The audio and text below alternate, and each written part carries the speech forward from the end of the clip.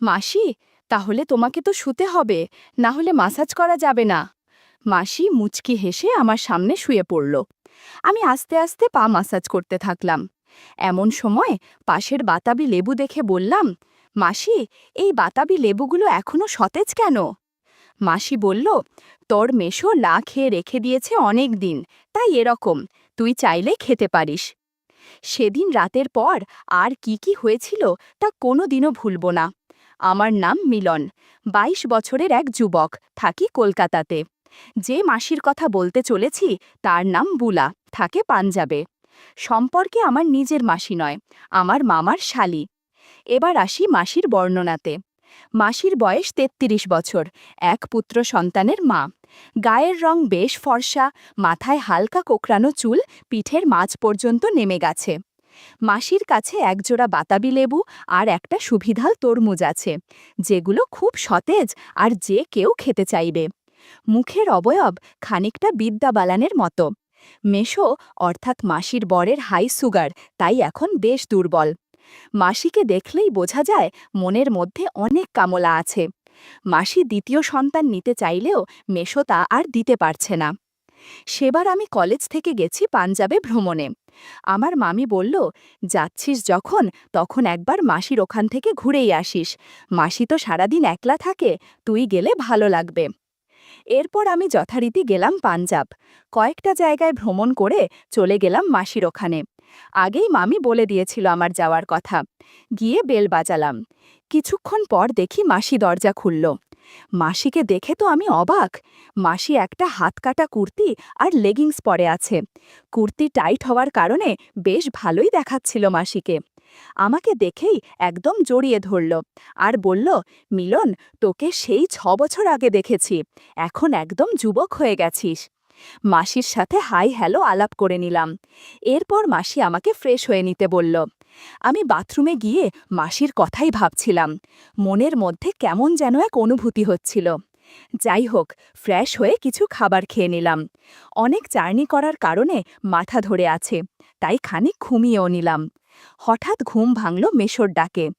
দেখি মেশো রোগা হয়ে গিয়েছে আর কেমন বয়স্ক লাগছে, যদিও মেশো মাসির থেকে ১২ বছরের বড়। আমি এরপর মেশোর সাথে গল্প জুড়ে দিলাম। মেশো ভালোই খুশি, আর আমি মাসির ছেলের সাথেও বেশ ভাব জমিয়ে ফেললাম। এরপর মাসি আমাদের ডিনারে ডাকল। দেখলাম মাসি একটা হাতকাটা নাইটি পরেছে। খাওয়া দাওয়া হয়ে গেলে আমি ঘুমোতে চলে গেলাম। কতক্ষণ ঘুমিয়েছি জানি না, হঠাৎ একটা মৃদু কণ্ঠে ঘুম ভেঙে গেল। আমার রুমের পাশেই মাসি আর মেশোর রুম। মাসির ছেলে ঘুমায় ওই পাশের একটা রুমে। আমি ভালো করে শোনার জন্য আস্তে করে রুম থেকে বের হয়ে দরজায় কান পাতলাম। শুনলাম মাসি মেশোকে কথা শোনাচ্ছে। মাসি বলছে, বুড়ো লোক, কিছুই তো পারো না, কোনো কাজটা ঠিকমতো করতে পেরেছ? তোমার জন্য এখন আমি আর নিজের কোনো শখ ইচ্ছা পূরণ করতে পারি না। মেশো বলছে, বুলা, আমি তোমাকে বলেছি, তুমি যদি আবারও মা হতে চাও তাহলে IVF এর সাহায্যে নিতে পারো। তখন মাসি জোরে বলে উঠল, এত কিছু করার সময় নেই। তখন মেশো বলল, তুমি তাহলে তোমার পছন্দ মতো কারো বাচ্চা দত্তক নাও। মাসি বলল, আমি দত্তক নেব না, আমি চললাম এখন রান্নাঘরে, যদি বেগুন দিয়ে কিছু করতে পারি। এই শুনেই আমি আবার আমার জায়গায় এসে শুয়ে পড়লাম। পরের দিন সকালে উঠে মেশোকে দেখতে না পেয়ে আমি মাসিকে জিজ্ঞেস করলাম যে, মাসি, মেশো কোথায়? তখন মাসি বলল যে মেশো কলকাতা গেছে আর ফিরবে ৭ দিন পর। আমি এই শুনে বললাম যে আমি এলাম আর মেশো চলে গেল, ধুর, ভালো লাগে না। মাসি বেশ রেগে গিয়ে বলল যে, তুই আমার জন্যই তো এসেছিস, তোর মেশোর জন্য তো নয়। আমি বললাম, হ্যাঁ, মনে কিন্তু।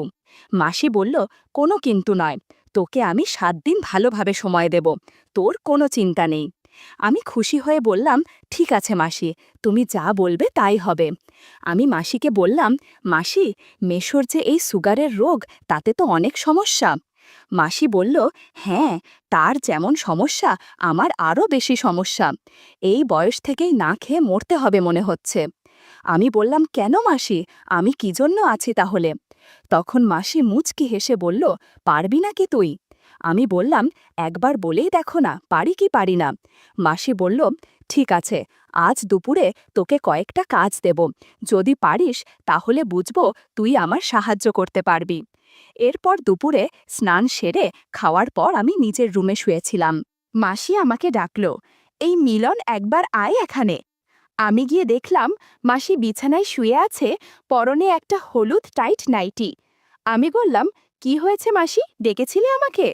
মাসি বলল, সকালে বললাম যে আমার কাজ করে দিতে পারলে বুঝবো তুই আমার কাজে আসবি কিনা। আমি বললাম, হ্যাঁ মনে আছে। মাসি বলল, বেশ বেশ, দিদি বলছিল তুই নাকি দারুণ ম্যাসাজ করতে পারিস। আমি বললাম, হ্যাঁ মোটামুটি পারি। মাসি বলল, আমার পা ম্যাসাজ করে দে, সংসারের কাজ করতে করতে পা ব্যথা হয়ে গেছে। আমি আস্তে আস্তে পা ম্যাসাজ করতে থাকলাম। এমন সময় পাশের বাতাবি লেবু দেখে বললাম, মাসি, এই বাতাবি লেবুগুলো এখনো সতেজ কেন? মাসি বলল, তোর মেশো না খেয়ে রেখে দিয়েছে অনেক দিন, তাই এরকম, তুই চাইলে খেতে পারিস। আমি একদিকে ম্যাসাজ করছিলাম আর অন্যদিকে বাতাবি লেবু খাচ্ছিলাম। দারুণ সুস্বাদু বাতাবি লেবু দুটো। বন্ধুরা, তোমরা বুঝেছ তো কিসের কথা বলছি? ঘণ্টাখানেক ম্যাসাজ করার পর মাসি বলল, অনেক দিন পর এত ভালো লাগছে রে মিলন। তোর মেশোর বয়স হবার পর থেকে ম্যাসাজ করতে পারে না, আজ তুই আমার অনেক উপকার করেছিস। আমি বললাম, মাসি, আমি তোমাকে আশীর্বাদ করতে চাই যেন তুমি পোয়াতি হতে পারো। মাসি বলল, কি বলছিস এসব? তোর মেশো যদি কিছু বুঝতে পারে তাহলে সমস্যা হয়ে যাবে। আমি বললাম, এসব তুমি ভেবো না, আমার আশীর্বাদে পোয়াতি হলে মেশোর নামে চালিয়ে দিবে। মাসি বলল, ঠিক আছে, তুই আমাকে আর কিছুক্ষণ আশীর্বাদ করে জল দে। মাসির কথা মতো তাই করলাম। ঘণ্টাখানেক মাসিকে সেবা করে আমি একটু বিশ্রাম নিচ্ছি। একটু পর মাসি বলল, পরশু দিনে দিদি মানে তোর মামি এখানে আসছে রে। আমি আকাশ থেকে পড়লাম। বললাম, কই, মামি তো আমাকে বলেনি। তখন মাসি বলল, সারপ্রাইজ দেওয়ার জন্য বলিনি। বন্ধুরা, তোমাদের আমার মালা মামির একটু বর্ণনা দিয়ে নি। মালা মামির বয়স ৩৫ বছর, লম্বায় ৫ ফুট ৭ ইঞ্চি, খুব একটু স্লিম নয়, একটু স্বাস্থ্যবার আর কি। গায়ের রং উজ্জ্বল শ্যামবর্ণ, ত্বক একদম মসৃণ। মামি সবসময় স্লিভলেস ব্লাউজ বা নাইটি পরে। মোট কথা, মালা মামিকে আমার খুব ভালো লাগে। বলতে অসুবিধে নেই, এই দুই বোনকে দেখলেই আমার মধ্যে অদ্ভুত অনুভূতি হয়। এদিকে মাসি আমাকে মামির বিষয়ে কিছু গল্প করছিল। গল্প করতে করতে কখন যে ঘুমিয়ে গিয়েছি তা বুঝিনি। পরদিন সকালে যখন ঘুম ভাঙল, আমি উঠে দেখলাম পাশে মাসি নেই। আমি তখন উঠে ব্রাশ করে একদম ফ্রেশ হয়ে যখন নিচে নেমে এলাম, দেখলাম মাসি কার সাথে যেন মনোযোগ দিয়ে ফোনে কথা বলছে। মাসি দেখলাম সকালেই একটা গোলাপি স্লিভলেস ব্লাউজ আর একটা শিফনের শাড়ি পরেছে, আর মাসির আঁচলটা কোমরে গোজা। আমি গিয়ে মাসির পাশে বসলাম। মাসি দেখলাম হু হু করে ফোন রেখে দিল, আর মাসির চোখে মুখে আনন্দ আর উত্তেজনা। আমি বললাম, কার ফোন ছিল গো ওটা? মাসি আমাকে জড়িয়ে ধরে বলল, মিলন, তোর মেশোকে কাজের জন্য ১ মাস কলকাতায় থাকতে হবে। এখন শুধু আমরা দুইজন আর তোর মামি বাসায় থাকব। আর হ্যাঁ, আজ বিকালে আবার বান্ধবী কুমকুম আসবে। তুইও ওকেও একটু আশীর্বাদ করে জল দিস, কুমকুমও মা হতে চায়। আমি অবাক হয়ে বললাম, মাসি, কি বলছোটা কি, মানে হচ্ছেটা কি? আমি কি সবাইকে আশীর্বাদ দিতে এসেছি নাকি? তখন মাসি বলল, রাগ করিস না, এতে তোরই সুবিধা হবে। আমি আর না করতে পারলাম না। আমি এই শুনে মাসি বললাম, থ্যাংক ইউ বুলা রানী, তুমি সত্যি অসাধারণ। আর এর জন্য আজ তোমার উপহার হলো কুমকুম মাসি না আসা পর্যন্ত তোমার অনেক সেবা যত্ন করব। মাসি আনন্দে বলল, তাহলে আর দেরি কেন? সেদিন বেশিক্ষণ মাসির সেবা করতে পারলাম না। মাসি বলল, কিরে, আজ তোর কি হলো? আমি বললাম, আসলে কুমকুম মাসির কথা ভাবতে ভাবতে এরকম হয়েছে।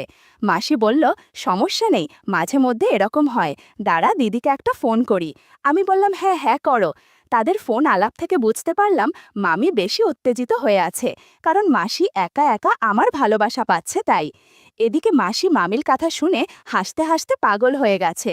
কিছুক্ষণ পর মাসি বলল, চল মিলন, আমরা স্নান করে খাবার খেয়ে একটু বিশ্রাম করে নিই, কারণ বিকালে আবার প্রচুর পরিশ্রম করতে হবে। আমি বললাম, ঠিক আছে মাসি, এখন আর কিছু করা যাবে না, একবারে কুমকুম মাসি আসলে ভেবে দেখা যাবে। এরপর আমরা স্নান শেষ করলাম। স্নান শেষে মাসি একটা গোলাপি স্লিভলেস নাইটি পরে আমাকে খেতে ডাকলো। আমি গিয়ে মাসির সাথে গল্প করতে করতে খাবার খেয়ে নিলাম। তারপর আমি আর মাসি মিলে মাসির বেডরুমে গিয়ে টিভিতে একটা সিনেমা দেখতে লাগলাম। আমি সিনেমার ফাঁকে ফাঁকে মাসির সাথে একটু গল্পও করলাম। কিছুক্ষণ পরেই ডোরবেল বেজে উঠল। সঙ্গে সঙ্গে আমি চমকে উঠলাম। আর মাসি দেখলাম বিরক্ত হয়ে রাগে গনগনে হয়ে নাইটি ঠিক করে দরজা খুলতে গেল। আমি তখন টিভিতে একটা নিউজের চ্যানেল দেখতে লাগলাম। হঠাৎ মাসির গলা শুনলাম। মাসি বলছে, আরে কুমকুম যে, আয় আয় ভেতরে আয়। কুমকুম মাসি বলল, হ্যাঁ বুলাদি, কি খবর বলো তোমার? এই শুনে আমার হার্টবিট এক না বেশ কিছুদিন ধরেই হচ্ছে। তোর কাছে একটু মাসাজ নিতে এসেছে। আমি বললাম, আচ্ছা কুমকুম মাসি, কোথায় ব্যথা গো? কুমকুম মাসি বলল, কোমর আর পিঠের মাঝে। আমি বললাম, আচ্ছা বুঝেছি মাসি, তাহলে তোমাকে তো শুতে হবে, না হলে মাসাজ করা যাবে না। মাসি মুচকি হেসে আমার সামনে শুয়ে পড়ল। ওদিকে আমার বুলামাসি বলল, তুই মাসাজ শুরু কর, আমি একটু আসছি। তারপর কুমকুম মাসিকে বললাম, একটা তোয়ালে জড়িয়ে নাও, তাহলে মাসাজ করতে সুবিধা হবে। মাসি ব্যাগ থেকে একটা তোয়ালে জড়িয়ে নিল। কুমকুম মাসির সৌন্দর্যের বর্ণনা দেওয়ার ক্ষমতা আমার নেই। যাই হোক, আমি হাতে অল্প অলিভ অয়েল নিয়ে মাসাজ করতে শুরু করলাম। কিছুক্ষণের মধ্যে বুলা মাসিও চলে আসলো। দেখলাম আজকে বুলা মাসিও একটা হালকা লাল রঙের গামছা জড়িয়ে এসেছে। বলল, তোর কুমকুম মাসির মাসাজ হলে আমাকেও একটু মাসাজ করে দিস। 40 মিনিট কুমকুম মাসিকে মাসাজ করার পর বুলা মাসি বলল, কুমকুমকে একটু আশীর্বাদের জল দে, যাতে মা হতে পারে। আমি শেষ সময়ে আশীর্বাদ করে কুমকুম মাসিকে জল দিলাম। এরপর বুলামাসি বলল, এখন আমাকে একটু মাসাজ করে দে, সংসারের কাজ করে অস্বস্তি লাগছে। বন্ধুরা, ইউটিউবের করা নিয়মের কারণে এসব ঘটনা সরাসরি বলা যাচ্ছে না। তোমরা কমেন্টে দেয়া লিংক থেকে আমার ওয়েবসাইট ভিজিট করো। সেখানে একদম মনের মতো গল্প দেয়া আছে, যেগুলো ইউটিউবে পাওয়া যায় না। ঘণ্টাখানেক বুমামাসিকে মাসাজ করে আমি বিশ্রাম নিলাম। এরপর যখন ঘুম ভাঙল, তখন ঘড়ির দিকে তাকিয়ে দেখলাম আমরা প্রায় 4 ঘন্টা ঘুমিয়েছি। তখনও বুলামাসি আর কুমকুম মাসি ঘুমোচ্ছে। আমি তাদের ডেকে উঠালাম, বললাম, তোমরা উঠে রেডি হয়ে নাও। বুলামাসিকে বললাম, মাসি জলদি করো, আর কিছুক্ষণ পরেই মালা মামির চলে আসবে। আমার বলতেই বুলামাসি জলদি উঠে সোজা বাথরুমে ঢুকে গেল। আর এদিকে আমি কুমকুম মাসিকে বললাম, কেমন লাগছে মাসি? কুমকুম মাসি বলল, অনেক দিন পর এত সতেজ লাগছে। আমি বললাম, কোনো চিন্তা নেই, মামি আসুক, তোমাদের 3 জনের সাথে অনেক গল্প করব। কুমকুম মাসি আমাকে বলল, না মিলন, আমি শুধু একা তোমার সাথে গল্প করতে চাই। আমি বললাম, কোনো সমস্যা নেই, তোমার বাড়ির ঠিকানা দিয়ে যাও, আমি সময় করে দিয়ে তোমার সাথে গল্প করে দিয়ে আসব। আমি যাব কাল না হলেও পরশু। তুমি শুধু লাল ব্লাউজ আর শাড়ি পরে থেকো প্লিজ, এই সাজে তোমাকে খুব আকর্ষণীয় মনে হয়। এরপর কুমকুম মাসি ফ্রেশ হয়ে জামাকাপড় পরে, বুলাদি এলাম গো। বুলা মাসিও বলল, হ্যাঁ আয় রে, আবার আসিস কিন্তু। কুমকুম বলল, কোনো চিন্তা নেই, আমি ঠিক আসব। কুমকুম মাসি চলে যাওয়ার মিনিট 10 পর বুলা মাসি ফ্রেশ হয়ে বেরোলো। বুলামাসি একটা হালকা গোলাপি শাড়ি, নীল স্লিভলেস ব্লাউজ আর একটা পেটিকোট পরে আমায় বলল, চল মিলন, তোর দিদিকে নিয়ে আসি। আমি মাসির হাত ধরে হাঁটা দিলাম আর গিয়ে মাসির গাড়িতে উঠলাম। মাসি সোজা বিমানবন্দরের দিকে গাড়ি ছোটালো। আমরা 30 মিনিটের মধ্যেই পৌঁছে গেলাম। তারপর অপেক্ষা করতে লাগলাম মামির জন্য। ঘোষণা শুনলাম যে মামির প্লেন ল্যান্ড করেছে। মিনিট 10 পরে দেখলাম মামি হেঁটে আসছে। মামিকে দেখে অনেক আনন্দ হচ্ছিল, এই ভেবে যে আজ তার খবর আছে। মামি আমাদের দেখতে পেয়ে হাত তুলল। মাসিও ছুটে গেল মামির দিকে। মাসি মুচকি হেসে মাসিকে বলল যে, বুলা, মিলনকে ভালোই ট্রেনিং দিয়েছিস দেখছি। এরপর আমরা 3 জন গাড়িতে করে সোজা মাসির ফ্ল্যাটে চলে এলাম। মামি বলল, আমি একটু ফ্রেশ হয়ে চেঞ্জ করে আসছি। মাসি বলল, হ্যাঁ ঠিক আছে। মামি একদম ফ্রেশ হয়ে আমাদের কাছে এলো। মালা মামিকে দেখে আমার কি যে ভালো লাগছে তা বলে বোঝাতে পারবো না। মামি একটা হালকা হলুদ রঙের স্লিভলেস নাইটি পরেছে। আমি এই প্রথমবারের মতো মামিকে নাইটিতে দেখলাম। মামি বলল, কিরে মিলন, আর আমার ঘুমের ব্যাঘাত ঘটাস না যেন। এই বলে মামি নিজের রুমে চলে গেল আর দরজা লাগিয়ে দিতেই আমি মাসির সাথে গল্প করতে লাগলাম। মাসি আমায় বলল, এখানে না ঘরে চল। দুজনে ঘরে গিয়ে আর সময় নষ্ট করলাম না, শুধু গল্প করছিলাম। গল্পের জন্য মাসি অনেক চিৎকার করছিল। এই রকম ৩০ মিনিট চলার পর মাসি বলল, আজ আর গল্প করা হবে না, সারা দিন অনেক ধকল গেছে, এখন একটু ঘুমানো দরকার, পারলে তুইও একটু ঘুমিয়ে নে। রাত তখন ২টো বাজে। হঠাৎ এক ধরনের অদ্ভুত শব্দ আসছে শুনে আমার ঘুম ভেঙে গেল। আমি দেখলাম মাসি গভীর ঘুমে আচ্ছন্ন। আমি শব্দটা শুনে মনে হচ্ছে মালা মামির ঘর থেকে আসছে। আমি আস্তে করে উঠে মালা মামির ঘরের সামনে গিয়ে দরজাতে কান পাতলাম। শুনতে পেলাম মামি যেন অদ্ভুত শব্দ করছে। আমি আস্তে করে কুঁকি দিতেই দেখলাম মালা মামি অদ্ভুত আচরণ করছে। আমি বুঝতে পারলাম সারা দিন জার্নি করার কারণে মামি হাত পা ব্যথাচ্ছে। মামিকে বললাম, মামি, আমি কি একটু মাসাজ করে দেব? আচমকা আমার কথা শুনে মামি একটু হচকিয়ে গেল আর